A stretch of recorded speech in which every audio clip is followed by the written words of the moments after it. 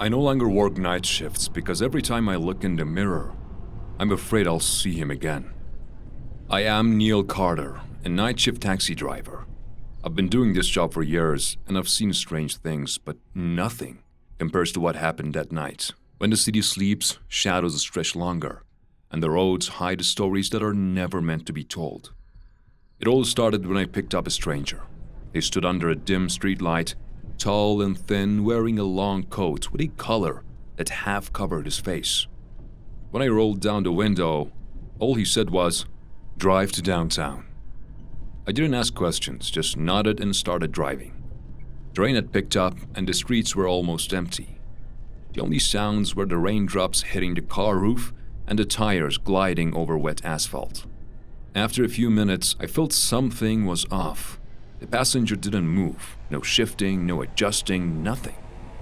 He just was, as if frozen in place. I glanced at the rearview mirror to check if he was okay.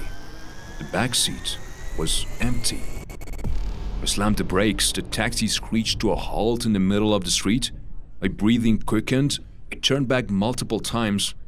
No one was there, but something lay on the seat. A small leather bag.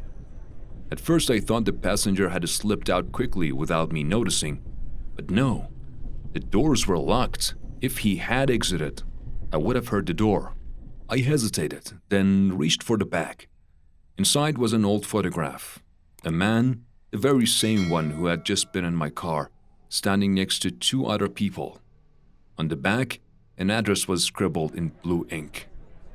I didn't want to go there, but something in me compelled me to. Maybe morbid curiosity, maybe the need for an explanation. The address led to an old house on the outskirts of the city. I rang the doorbell. Moments later, an old man answered. His face was weary, as if something had haunted him for years. I held up the photo. "I found this in a bag left in my taxi tonight.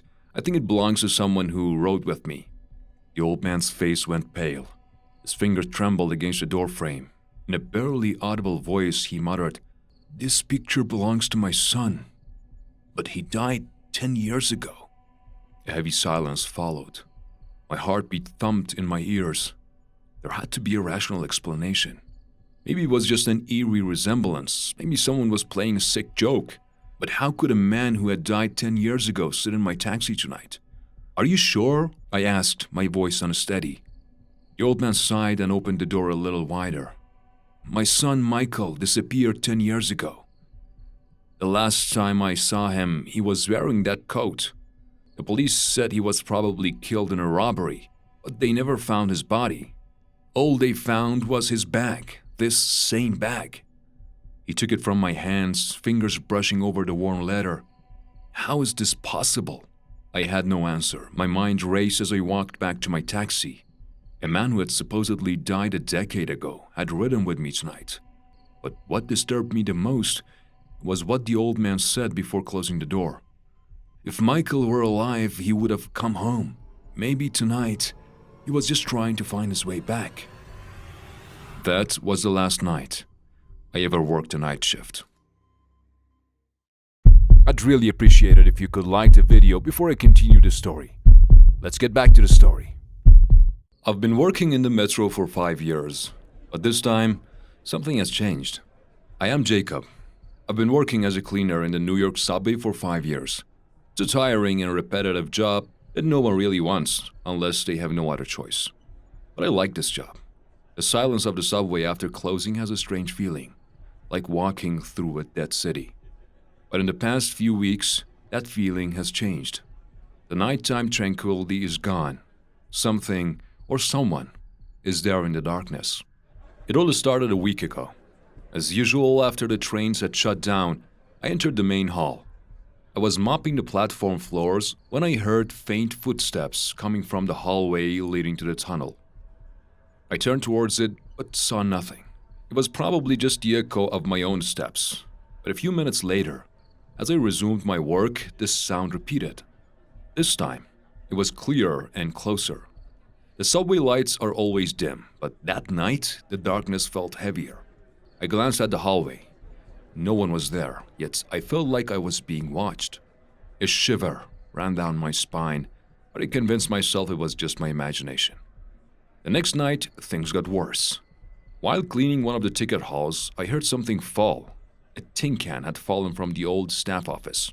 I took a deep breath and said, "Hello? Is someone there?" There was no response. As I stepped closer, I saw the metal cabinet door slightly ajar. I checked inside, but there was only old, dust-covered stuff. I reassured myself that maybe the air current had knocked the can over, but when I turned around, I felt someone standing behind me. It was so real that my body froze. I didn't dare to turn, but when I finally did, there was nothing. Just a chair that had been beside the table, now slightly moved back as if someone had just stood up from it. The next day, I told John, one of the security officers, about it. He laughed and said, "Maybe you're just tired, man." I agreed to check the security camera footage. When we rewound the tape, at first there was nothing. But then, I saw myself mopping the floor. But what was behind me made my hair stand on end. A tall man in tattered clothes stood in the shadows behind a pillar, watching me. When I turned my head, he silently moved along the wall and disappeared into the darkness. John paused and muttered, "Damn." We alerted subway security. The officers searched the station and the closed tunnels multiple times. They found signs of someone living there. Empty food wrappers, a filthy blanket, and a few personal items. No sign of the man himself. It was as if he had vanished into thin air. They told me there was nothing to worry about, but I knew this wasn't the end of it. The next night, I brought a flashlight with me. If that man was still there, I didn't want to be caught in the dark. When I reached the platform, I stood still for a few minutes, listening. Absolute silence. Then, I heard it. Sound of breathing, slow and shallow, as if someone was nearby. I turned on my flashlight and ran toward the sound, but there was only empty air. Everything reached its peak on my last shift. I was cleaning the exit paths when suddenly I heard whistling. A tune that wasn't pleasant, it was cold and menacing. I looked up the stairs, and there he was. A man with disheveled hair, torn clothes, and eyes that gleamed in the darkness. He was staring directly at me. My breath caught in my chest. I tried to stay calm. "Hey, sir, you can't be here. You need to leave." But he didn't move. He just tilted his head with a strange smile. I took a step back. He took a step forward. I didn't wait any longer. I ran and yelled, "Help!" But at that hour, no one was there. When I turned back, the man was gone. Just a cold silence blanketing the entire station. The next morning, the police and security officers searched the tunnels again. Once more, they found traces of him, but he himself seemed to have disappeared. Since that night, no one has heard extra footsteps in the subway. But even now, when I'm at home late at night, I feel like someone is watching me. A few nights ago, as I sat in my apartment, I heard that familiar whistle from the street. I looked out the window. The street was nearly empty, but a man in ragged clothes stood in the shadows of a building. My heart pounded. I pulled the curtain and gasped for breath. When I looked again, he was gone, but deep down I knew this isn't over yet. If you're enjoying these stories, please subscribe to help us reach 1,000 subs quickly so we can bring you even more stories.